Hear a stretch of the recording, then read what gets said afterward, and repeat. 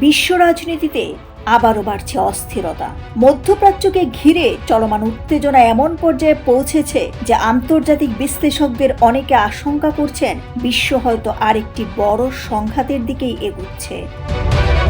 সাম্প্রতিক কয়েকদিনে বিভিন্ন দেশের সামরিক প্রস্তুতি, সীমান্তে বাড়তি নজরদারি এবং কূটনৈতিক উত্তেজনা নতুন করে আলোচনায় এসেছে। আন্তর্জাতিক সংবাদ মাধ্যমগুলোর প্রতিবেদনে বলা হচ্ছে পরিস্থিতি দ্রুত পরিবর্তন হচ্ছে এবং যে কোনো সময় বড় ধরনের প্রতিক্রিয়া দেখা দিতে পারে।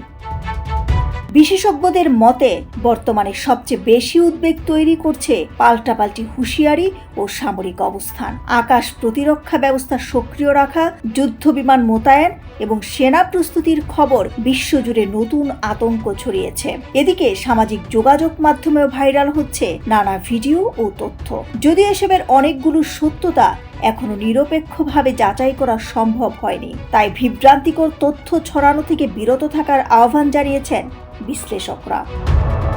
শুধু নিরাপত্তা নয়, সম্ভাব্য সংঘাতের প্রভাব পড়তে শুরু করেছে অর্থনীতিতেও। আন্তর্জাতিক বাজারে জ্বালানি তেলের দামে অস্থিরতা দেখা দিয়েছে, বাড়ছে বৈশ্বিক উদ্বেগও। এখন প্রশ্ন একটাই, পরিস্থিতি কি কূটনৈতিকভাবে নিয়ন্ত্রণে আসবে নাকি বিশ্ব দেখতে যাচ্ছে নতুন আরেকটি বড় যুদ্ধ?